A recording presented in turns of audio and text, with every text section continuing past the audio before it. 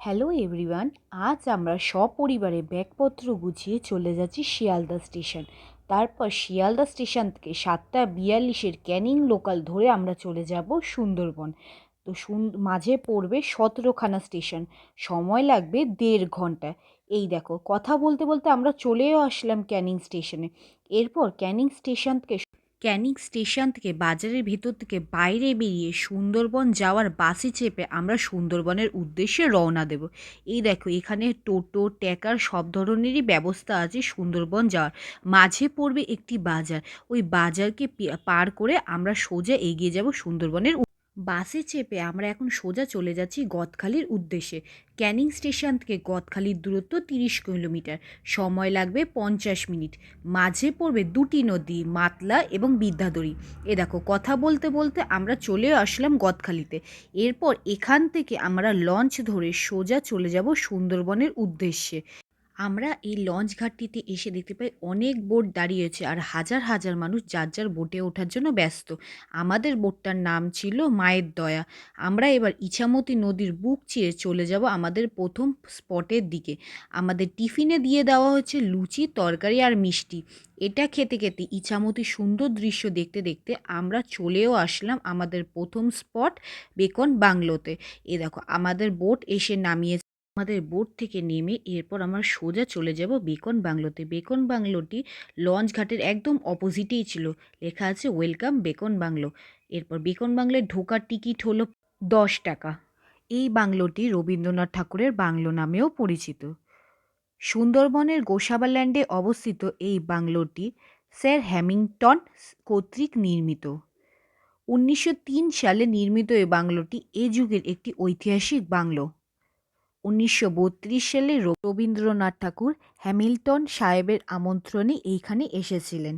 চলো এবার এই সুন্দর দৃশ্যটি, এই সুন্দর বাংলোটি তোমাদের ঘুরে দেখানো যাক।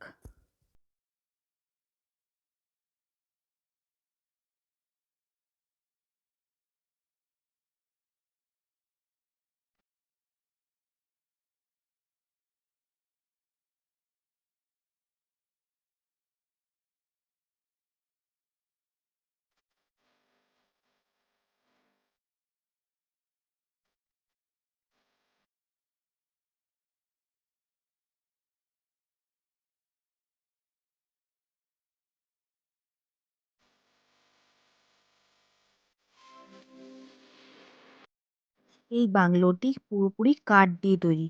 এই ঐতিহাসিক বাংলোটি প্রায় 132 বছর ধরে রবীন্দ্রনাথ এবং হ্যামিল্টন সাহেবের স্মৃতি হিসাবে সুন্দরবনের গোসাবাতে দাঁড়িয়ে রয়েছে। এই ঘরটিতে একটি রবীন্দ্রনাথ ঠাকুরের চিত্র আছে, আর এই পুরো ঘরটি নির্মিত হয়েছে কাঠ দিয়ে।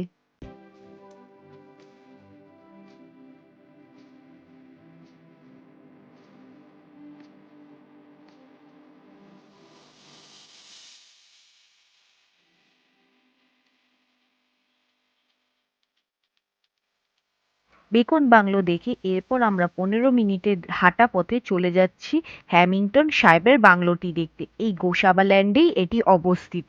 এরপর আমরা সোজা চলে যাব এটি দেখা হয়ে গেলে আমাদের বোটের উদ্দেশ্যে।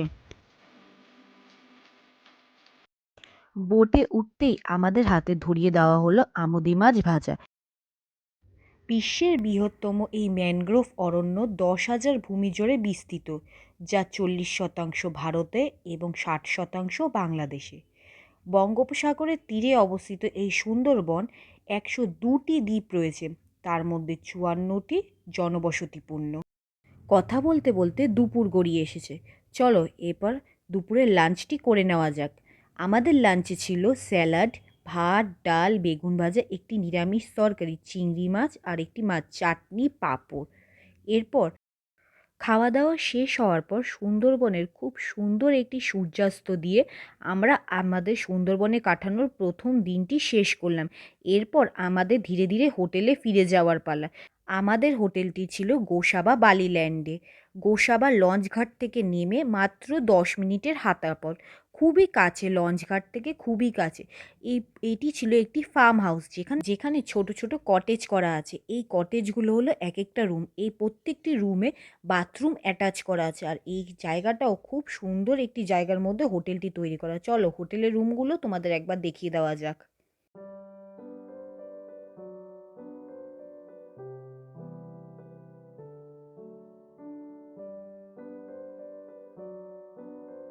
এই জায়গাটি হলো আমাদের ফার্ম হাউসের হল এরিয়া, যেখানে একটু পরেই সাঁওতাল নৃত্য শুরু হবে। আমরা সবাই মিলে এই সাঁওতাল নৃত্যে অংশগ্রহণ করেছিলাম এবং একটি সুন্দর সন্ধ্যার সাক্ষী ছিলাম। এরপর আমাদের সন্ধ্যার টিফিনে দিয়ে দেওয়া হয়েছিল চাউমিন। চাউমিন খেতে খেতে সুন্দরবনে কাটানো আমাদের প্রথম রাত্রিটি অতিবাহিত করলাম।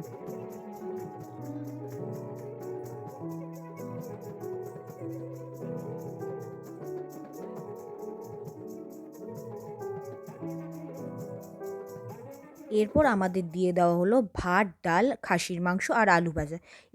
আমি আমার দিনটি শুরু করলাম এই সুন্দর ফার্ম হাউসটা দেখানোর মধ্যে দিয়ে। আমাদের এই সুন্দর ফার্ম হাউসটা একটি গ্রামের মধ্যে ছিল। এই গ্রামটির চারিপাশে ছিল সবুজ অরণ্য, ক্ষেত এবং খুব সুন্দর একটি শান্ত পরিবেশ। চলো তোমাদের এই সুন্দর গ্রামটি আর আমাদের সুন্দর ফার্ম হাউসটি তোমাদের ঘুরে দেখানো যাক।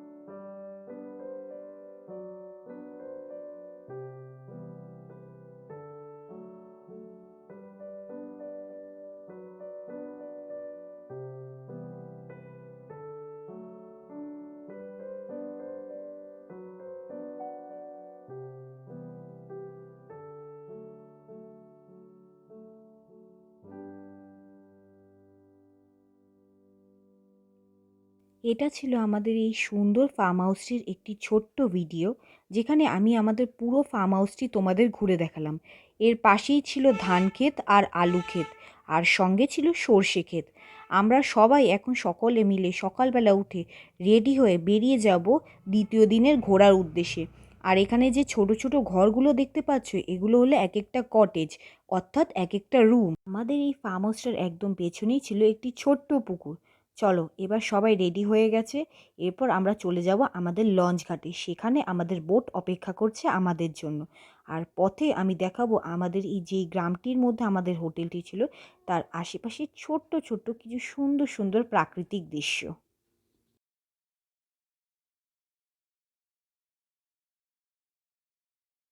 আমরা সবাই বোটে উঠে সুন্দরবনের দ্বিতীয় দিনটি শুরু করব আজকে প্রথম স্পট দেখার মাধ্যমে, যেটি ছিল নেতা দুপানি ঘাট, যেটি গোসাবা থেকে দু দু ঘন্টার দূরত্বে।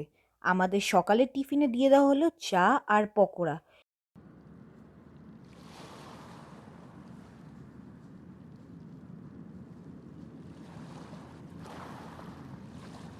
এই দেখো আমরা চলেও আসলাম নেতারদুপানি ঘাটে। এরপর আমাদের বোটটি ঘাটে বাঁধা হবে। এরপর আমরা চলে যাব নেতারদুপানি ঘাটের ভেতরে। এটা হলো নেতাধুপানি ঘাটের এন্ট্রি গেটটা। এর মধ্যে দিয়ে এরপর আমরা ধীরে ধীরে এর ভেতরে যাব এবং দেখাবো তোমাদের আমরা এখানে কি কি দেখতে পাই।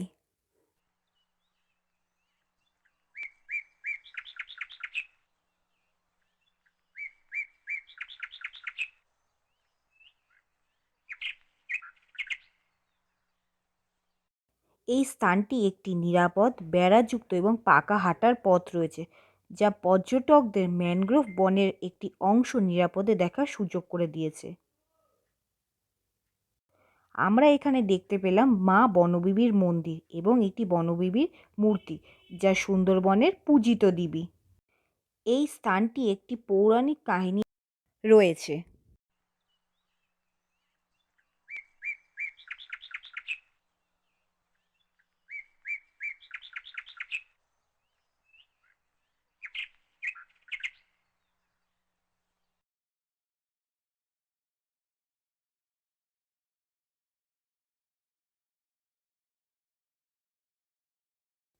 এই স্থানটি রয়্যাল বেঙ্গল টাইগারের সম্ভাব্য দর্শনীয় স্থান।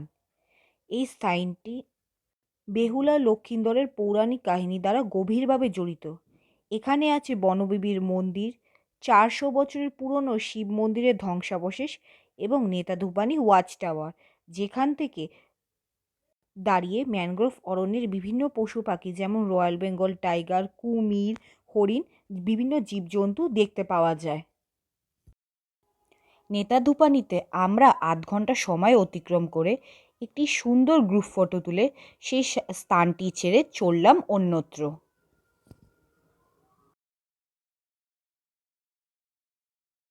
এবার আমরা যে দ্বিতীয় স্থানটিতে যাচ্ছি সেটি হলো ঝড়খালি। পথে আমাদের যেতে যেতে দিয়ে দেওয়া হলো ডাব। সেটা খেতে খেতে এই সুন্দর সুন্দরবনের দৃশ্য দেখতে দেখতে আমরা পৌঁছেও গেলাম ঝড়খালিতে। সময় লেগেছে আমাদের ১ ঘন্টা। ঝড়খালি সুন্দরবনের অন্যতম জনপ্রিয় একটি স্থান, যা হেরোভাঙ্গা নদীর তীরে অবস্থিত। এখানে রয়েছে হেরোভাঙ্গা, বিদ্যাধরী ও মাতলা নদীর মিলনস্থল। এখানকার জঙ্গলে বিভিন্ন প্রজাতির পাখি দেখতে পাওয়া যায়। এখন আমরা একটি বাজারের মধ্যে দিয়ে চলে যাব বাঘ উদ্ধার কেন্দ্র দেখতে। ঝড়খালিতে বিভিন্ন স্পট রয়েছে, তার মধ্যে একটি অন্যতম স্পট হলো বাঘ উদ্ধার কেন্দ্র। এখানে বিভিন্ন ধরনের আহত বাঘকে এনে চিকিৎসা করা হয়। এছাড়া আছে বাঘ পুনর্বাসন কেন্দ্র, ম্যানগ্রোভ অরণ্য, ওয়াচ টাওয়ার, সরীসৃপের ঘর রয়েছে। আমরা কি কি সরীসৃপ এবং কাঁকড়া, হরিণ, বাঘ দেখতে পাই, চলো তোমাদের ভিডিওতে আমরা দেখানো যাক।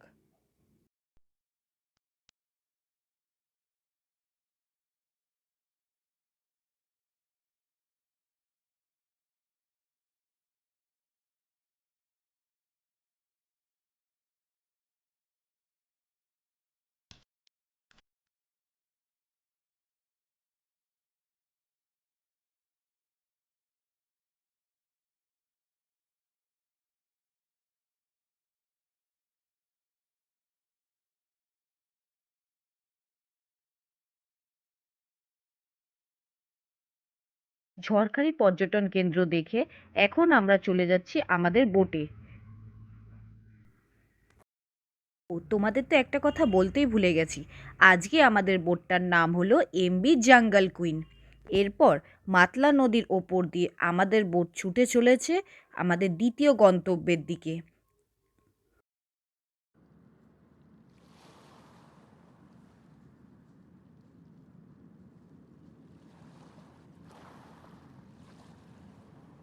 আজকে আমাদের দুপুরের লাঞ্চে ছিল ভাত, ডাল, স্যালাড, কাতলা মাছের কালিয়া, পাবদা মাছ, চাটনি, পাঁপড়, রসগোল্লা।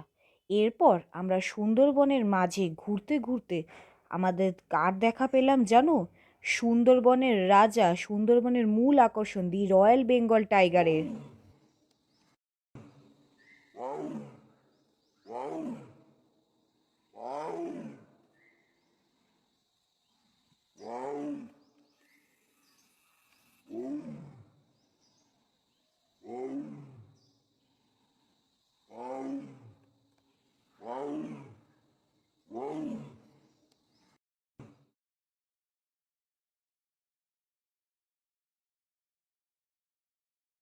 ফেরার পথে যে আমরা এত সুন্দর সুন্দর জীবজন্তু দেখব সুন্দরবনে, সেটা তো আমরা কখনো ভাবতেই পারিনি। এরপর ধীরে ধীরে সূর্যাস্ত হয়ে যাওয়ায় বোট আমাদের নামিয়ে দিল আমাদের গোসাবা ল্যান্ডে। এরপর আমরা ধীরে ধীরে চলে গেলাম আমাদের হোটেলের উদ্দেশ্যে। রাতের প্রোগ্রামে আমাদের এই বাউল গান। অসাধারণ বাউল গানের অনুষ্ঠান তৈরি করা হয়েছিল সেদিনকে, এবং শিল্পীরা বিভিন্ন ধরনের গানের মাধ্যমে আমাদের মনোরঞ্জন করেছিল সেদিন।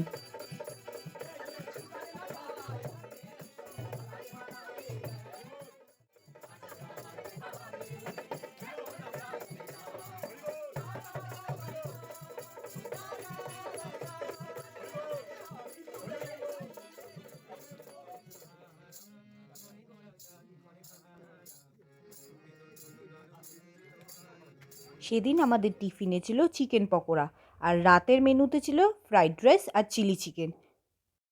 সুন্দরবনের শেষ দিনে আমরা সকাল সকাল ব্যাগপত্র গুছিয়ে বেরিয়ে পড়লাম তৃতীয় দিনের ঘোরার উদ্দেশ্যে।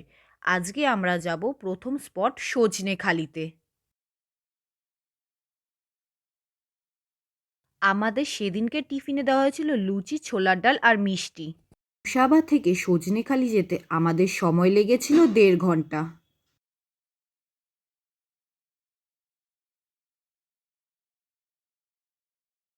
ওয়েলকাম সজনেখালি। এই জায়গাটি দক্ষিণ 24 পরগনার বন্যপ্রাণী অভয়ারণ্যে একটি সংরক্ষিত এলাকা। এই স্থানে মাতলা ও গুমতি নদীর সংযোগস্থলে অবস্থিত। এই স্থানটিতে আমরা সুন্দরী গাছ দেখেছিলাম এবং সময় অতিক্রম করেছিলাম 0.5 ঘন্টা। যাওয়ার সময় আমরা দেখেছি একটি ক্রুজ ঘাটে দাঁড়িয়ে রয়েছে। এরপর আমরা দ্বিতীয় স্থানটি দেখার উদ্দেশ্যে রওনা দিলাম।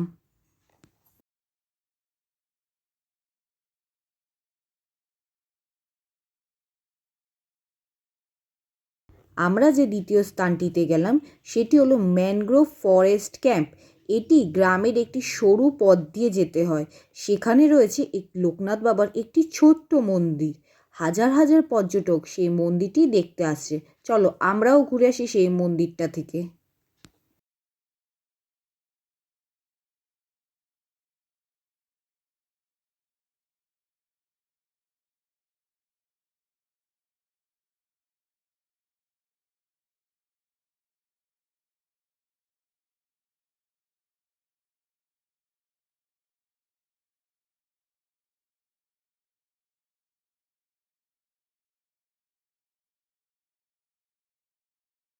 এবার আমাদের বাড়ি ফেরার সময় চলে এসেছে।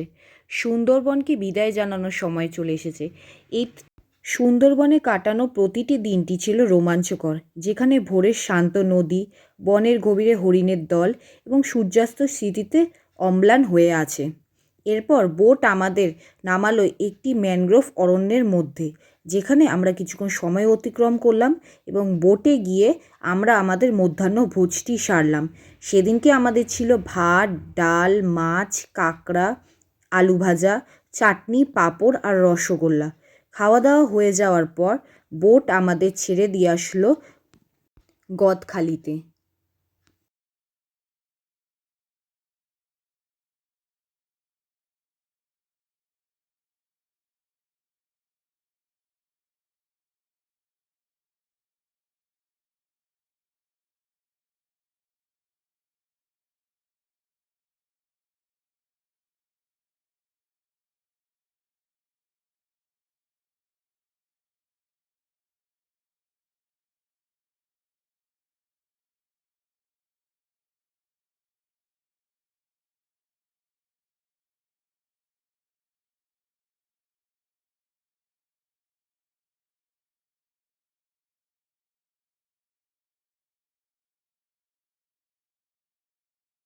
এরপর ক্যানিং স্টেশনে গিয়ে বিকেল 5টা 42-এ শিয়ালদা লোকালটি ধরে চললাম বাড়ির উদ্দেশ্যে। দেখা হচ্ছে নতুন কোনো ভ্লগে।